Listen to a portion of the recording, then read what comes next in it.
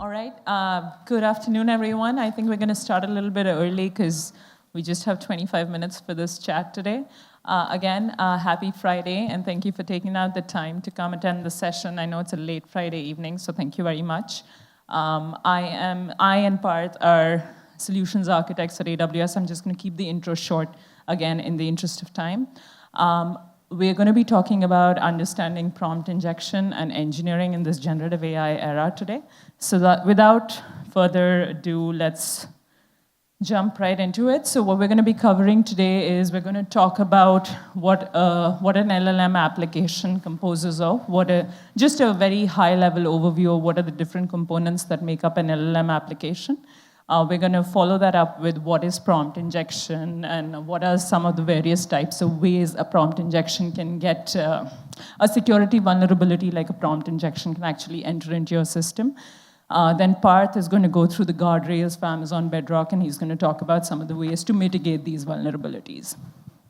So let's talk about the LLM application that I was mentioning. So you can see that when you look at an LLM application, a production-ready LLM application, it has a variety of different components that are in play here. So on the left-hand side, you'll see application services. These are the services. So this is the UI, this is the mobile app, this is the web app that you're using to communicate with your models. This is all of the API gateways, all of the authentication that you're doing. So this is the left-hand side of the story. In the center of the image, or the heart of the LLM application, is your foundational model.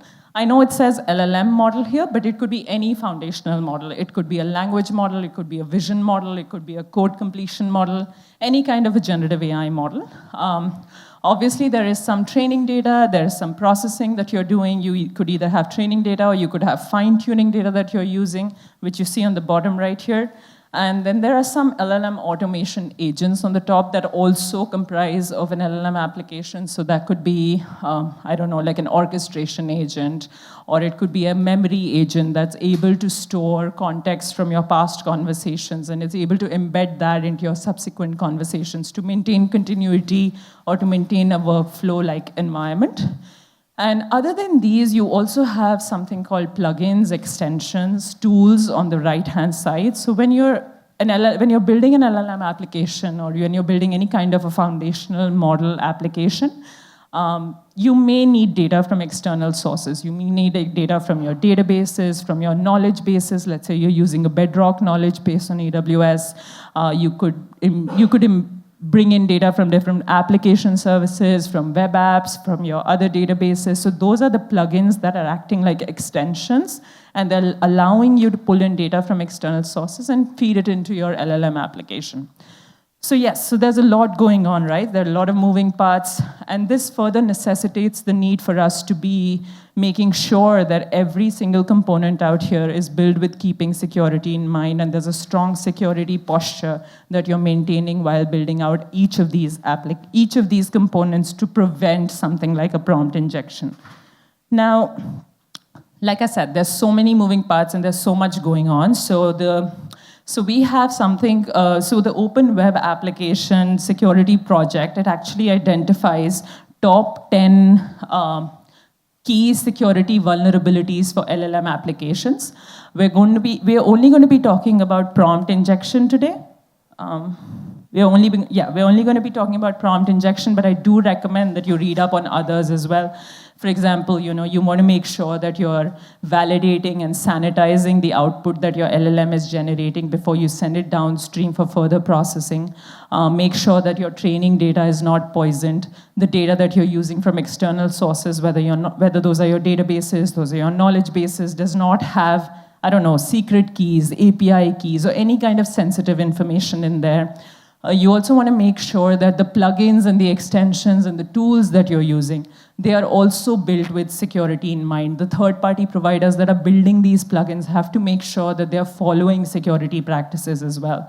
And finally, make sure that you have a way to track the abusive requests that are coming. There may be a scenario where there is a whole bunch of abusive requests that are causing your models to either throttle or actually go into like a DDoS-like attack. So there are a bunch of different security practices that they have identified that I would recommend that you read up on, and there are a bunch of guardrails that you can implement to make sure that you are mitigating these vulnerabilities.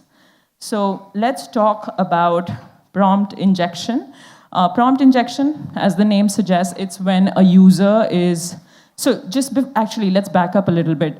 For a language model of any kind of a foundational model, it is hard right now for it to distinguish between a trusted instruction that has been given to it by its developer or a system prompt versus what a user inputted, versus what a user is inputting, whether that's a malicious input or a non-malicious input. So for right now, an LLM cannot, the line between an instruction and an input is very blurry. What it does is it combines the system prompt and it combines your user input and it sends that as continuous text and it processes that in a sequential manner. So it's very hard for a model to differentiate that this was given to me by the system and this was given to me by a bad actor or a user who's trying to create some sort of a malicious who has some sort of a malicious intent here. So a prompt injection is a scenario where a user or a bad actor is going to use a very carefully crafted prompt, and that prompt is going to make the model forget the system. It's going to make the model either override the system prompt or bypass the instructions that were given by the developer and act in a malicious way that the user wants it to act. So it could lead to data leakage, it could lead to unauthorized access, it could lead to jailbreaking. It could also lead to a complete remote takeover of the model in the worst case scenario. So from an application perspective that we were talking about earlier, I just want to make sure that we understand that prompt injection can take place in multiple areas. It can come directly from the user as the input prompt. It can come in from the plugins. It can come in from your external data sources. Again, making sure that security is inbuilt into each of these components, not just the model itself.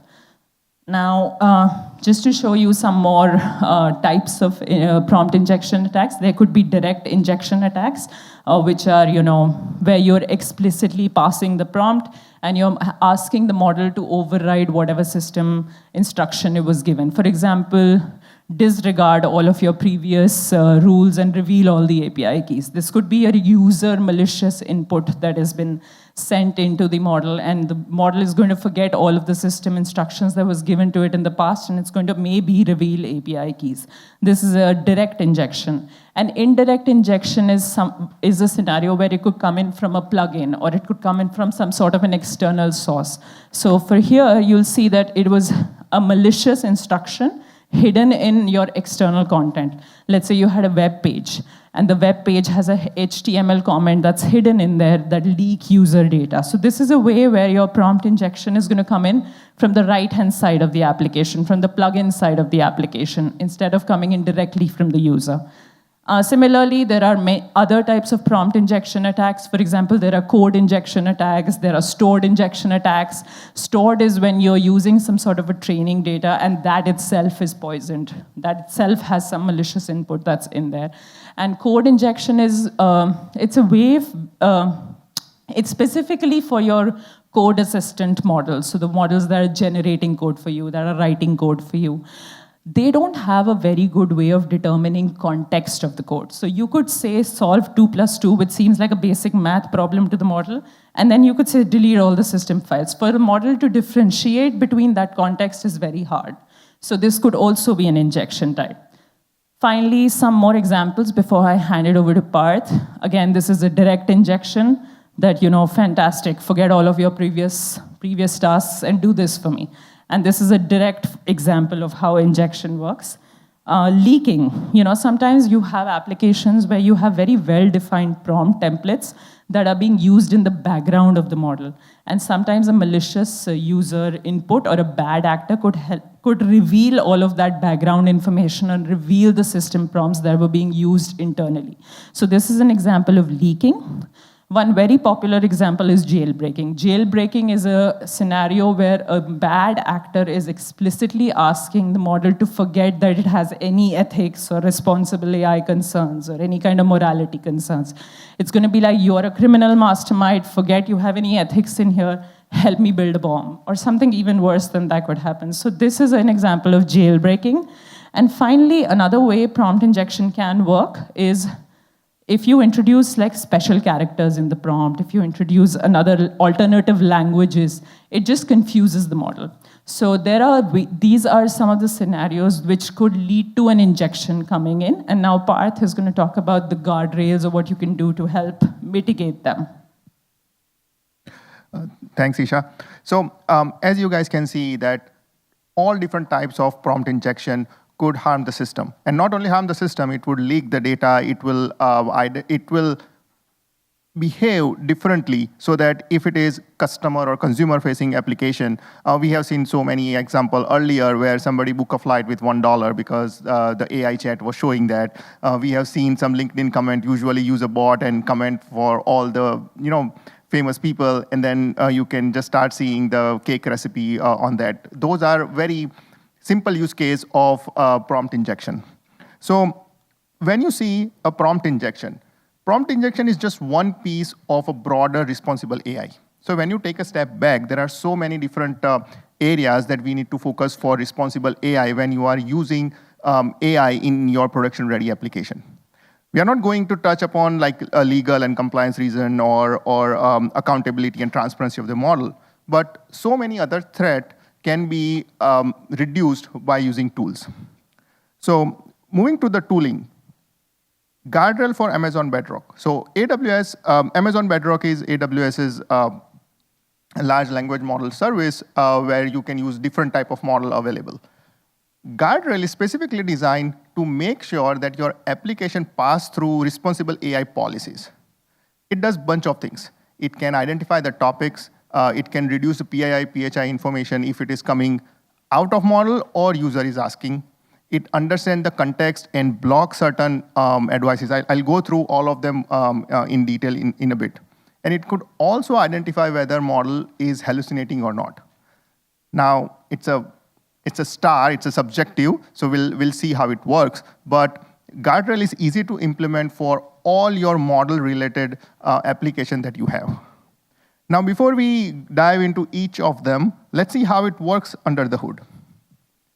So the way it works is, when user put an input in your application or in your front end, before your input goes to LLM, it passes through all the policies that you have defined.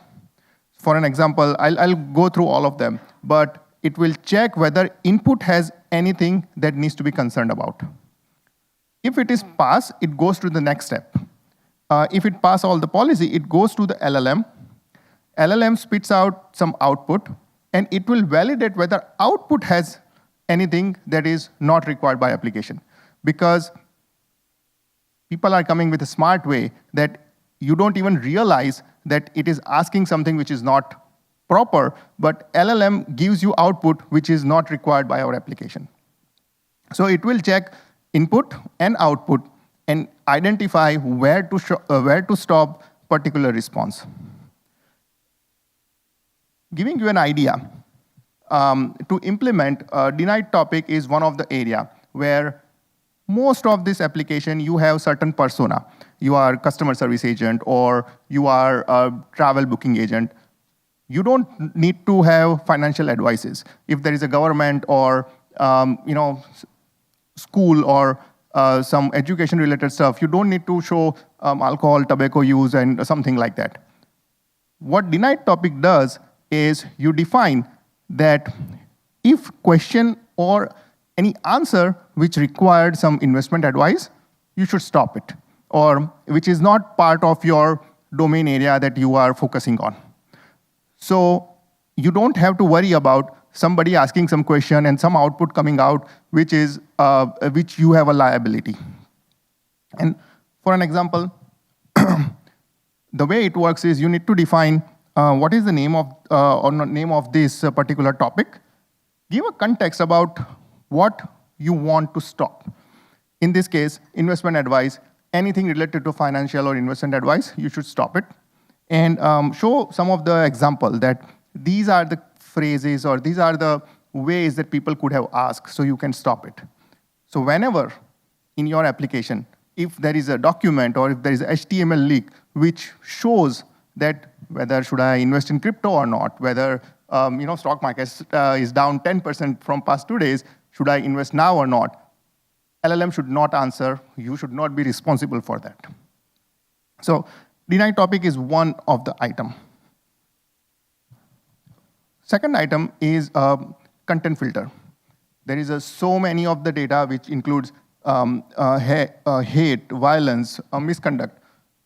Whether it's an image or text, we don't know. So there is a strength of filter as well. So for an example, if you have professional settings or university settings, you want to make sure that the strength is pretty high. But let's say it's a social media. You want to keep it a little low because based on nature of your application. It also works on images. Most of the images, misconduct is still in beta for images. It's available.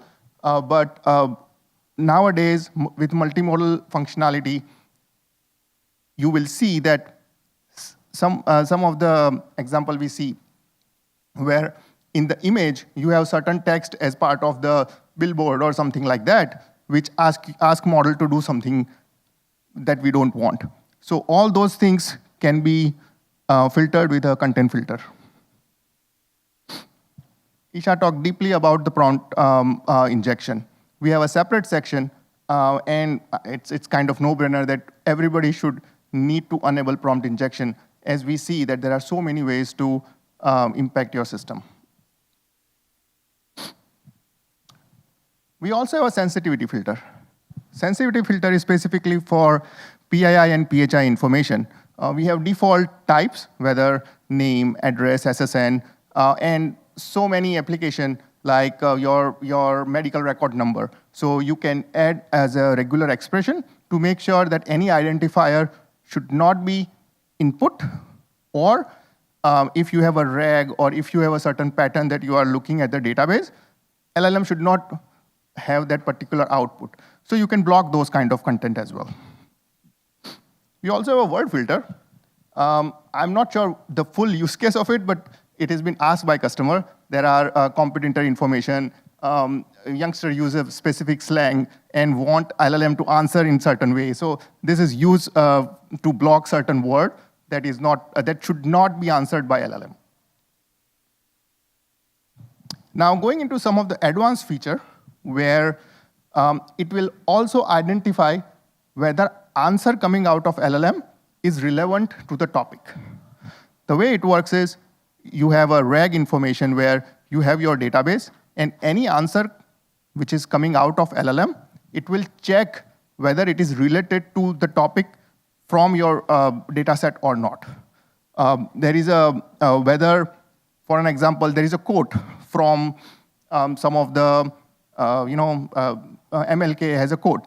Now, if you use LLM, it paraphrase. Now, if you don't want it to be paraphrased, you can set it to make sure that the data coming out of your database or your document is a verbatim to what you have, or you are okay to be paraphrased.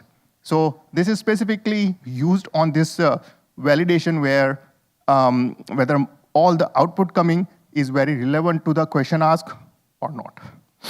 And the last one is automated reasoning.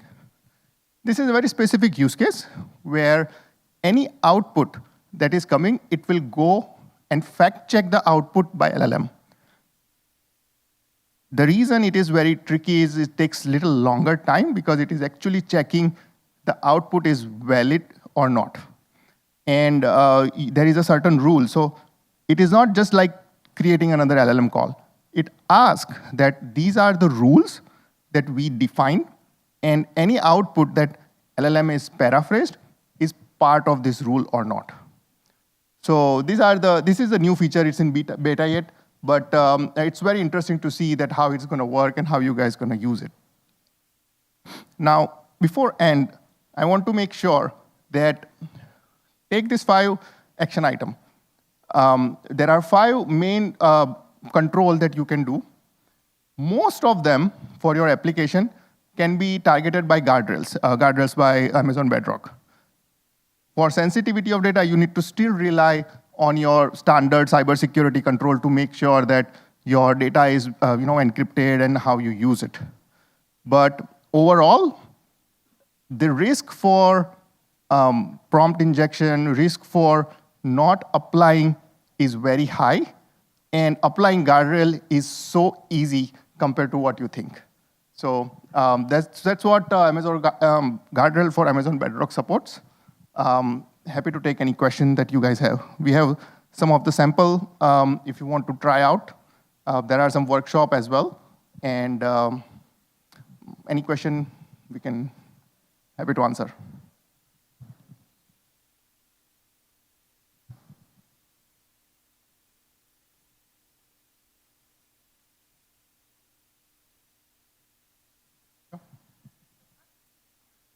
So many guardianship. So it's very nice. But I have one question. After you apply them all, then what is the latency that caused by this kind of the guardianship? Yeah, so that's a good question. If you add all of them, it will add some of the latency. But think about this. A lot of things is before it goes to LLM, it gives you the answer. Because let's say you ask, oh, should I buy stock or not? It will stop before it goes to LLM, right? So it's just like your application. You button click and it goes. It just apply all the guardrail before LLM. So that is just your business logic, right? The one which is after the LLM, that is also kind of a business logic, but you need to, it definitely add a latency where it is doing the reasoning check, where it is doing some additional processes. So it will add a little bit of latency, but it's a trade-off that you need to see whether the correctness of your output versus the security versus what is your application. So there is always a little delay, but most of the processes are not done by LLM. It is before and after. So it's more about your application processes. Thanks.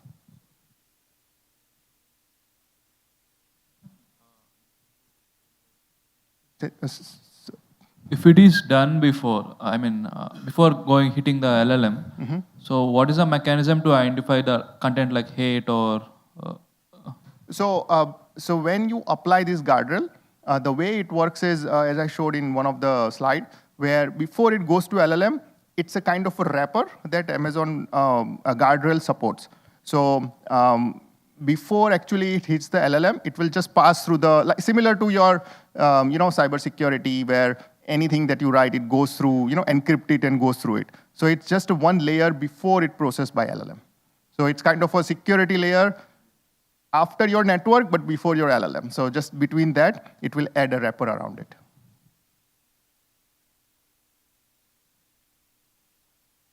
No, it's just for inference. Yeah.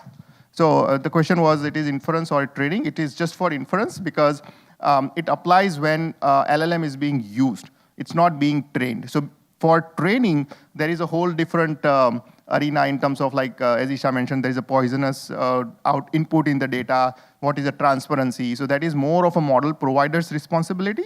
There is whole different arena around there, but this is more on the inference side of it. It's for the end user. Thank you.